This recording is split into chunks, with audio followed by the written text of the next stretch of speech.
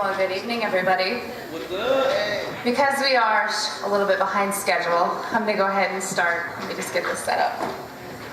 So for those of you who may already know me, you know me as Kristen Megan, the loudmouth liberty enforcer. I am a contributor for Infowars.com, the Next News Network, and a bunch of alternative media sites. I want to tell you a little story about my previous identity. In my previous identity, I'm known as Sergeant Kristen Edwards. 2001, I didn't really know what I wanted to do with my life. And in 2001, I figured, you know what, I heard about a bunch of my friends going into the military, and it seemed like they could get their college funded and do great things defending this nation. So in 2001, I rose my right hand to the Constitution to defend and uphold. And as ignorant as I was, that Constitution was just a subject in high school history. I hadn't read it.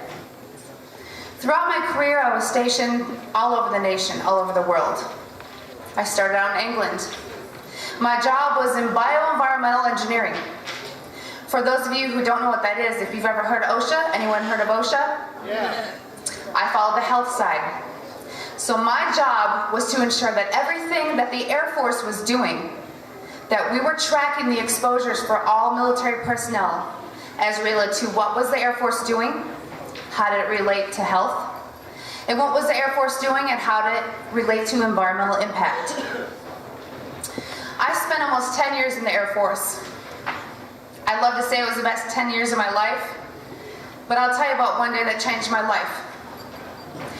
My second base was in Oklahoma City at Tinker Air Force Base, Oklahoma. How many of you have heard about geoengineering or chemtrails? Yeah. Yes. How many of you have heard it's a crazy loon conspiracy theory? I just want to ask you guys one question. Do I look crazy to you? No. Did I talk to any plants or walk up here backwards, or am I wearing a tinfoil hat? I'm not crazy. Throughout my military career in the Air Force, I was made rank my first time. I had 4 stripes on my shoulder. I had medals like you couldn't believe. I was the exemplary Staff Sergeant United States Air Force. I actually was transferred from one base to another to do a special operation because of my stellar background. When I was at Tinker Air Force Base, Oklahoma, I heard about geoengineering, and I thought, oh, those crazy conspiracy loons. I'm sure we've all heard of Alex Jones from Infowars.com. Yeah. The man I once thought was a loon, wearing a tinfoil hat, living in a bunker, that I just shunned off as, you know, this guy doesn't get it. Did he strap on the uniform? Has he gone out there and defended his country? Well, it was around 2007 that I first heard about geoengineering. And I started to piece the puzzles together, like a spouse who thinks their husband or wife is cheating, when all the dots start to connect, right? Well, part of my job in bioenvironmental engineering was to approve hazardous materials that came on the base. So whether you were using a simple spray can of paint, or you were ordering an oil solvent to degrease airplanes, I sat at a computer and I approved those hazardous materials on base and tied them to a process and a building. Now, there are certain things we all know in the military that are classified, right? Yep. So even though I had a security clearance, it says a need-to-know basis. So when I started approving what is called an Air Force Form 3952, the approval of hazardous materials, and I started seeing barium, aluminum oxide, and strontium come on the base from a contractor whose name was not listed, which was not normal, I started to realize that those crazy tinfoil hat-wearing conspiracy theorists might not be so crazy. So in 2008, amongst myself, I lived about less than a mile behind the flight line at Tinker Air Force Base, Oklahoma, in Oklahoma City. And due to my background as an industrial hygienist and an environmental specialist, I conducted soil grid sampling and grade sampling. Those of you who may not be too privy to chemistry, you know that there's natural elements occurring in Earth. Aluminum is one of them. However, barium, radioactive, and strontium are not. So I conducted those samples and saw limits in my community that would make your head spin.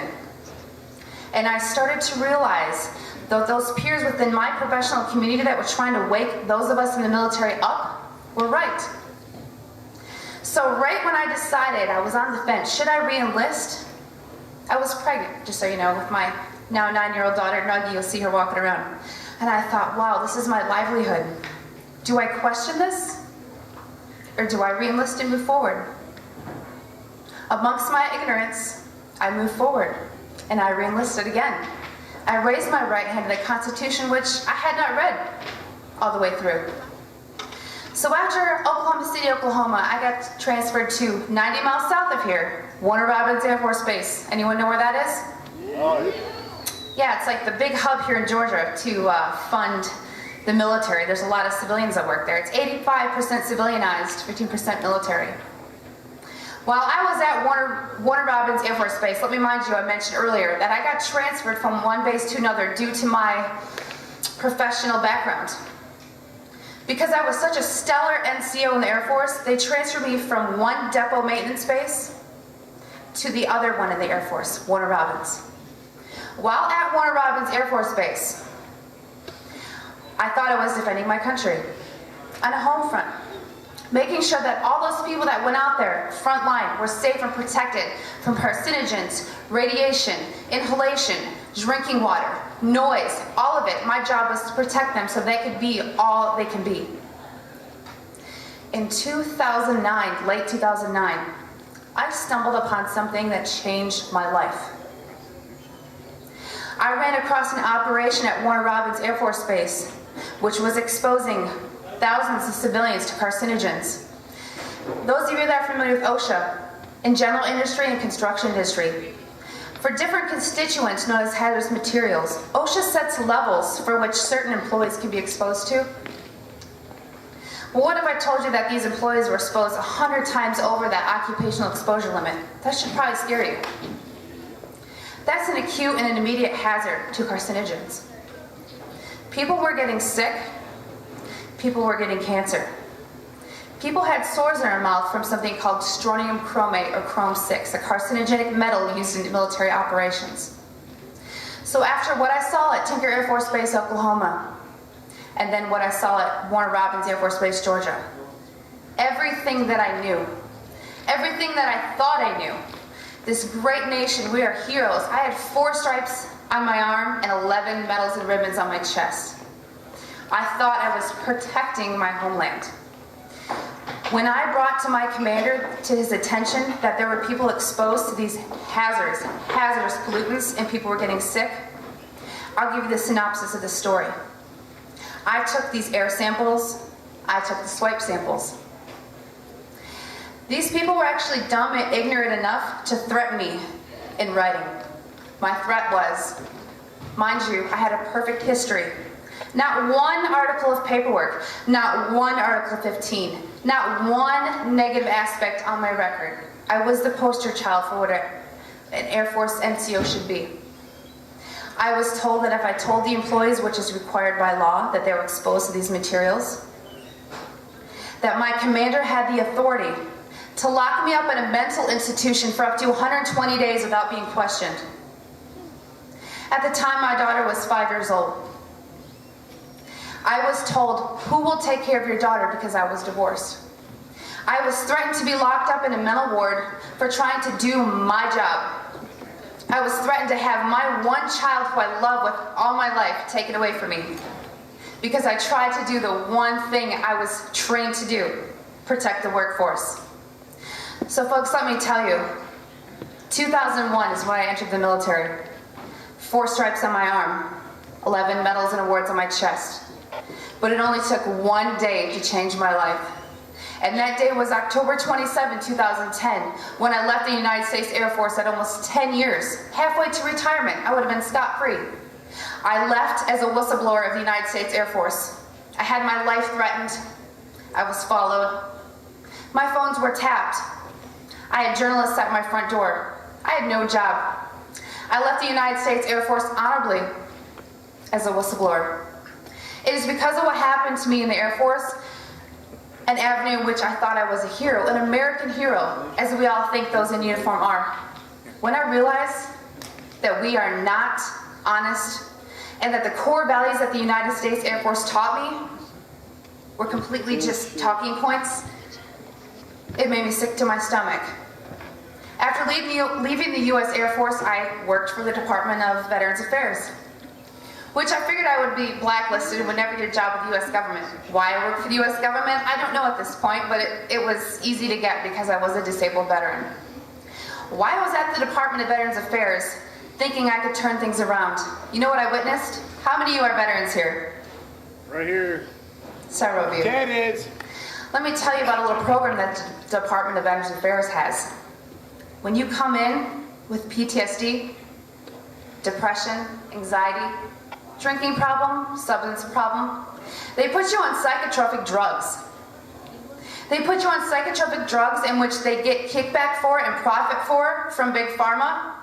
And then when you get addicted, they put you in a program called DDTC. It's called Drug Demand Treatment Center. So once they get you on these drugs that they profited from, they then put you in a program that they get government grants from to put you in rehab. So those of you who are veterans, I would really rethink your care at the veterans facilities. And I know in saying that as a former employee, puts a big bullseye on my forehead. But frankly, I don't care.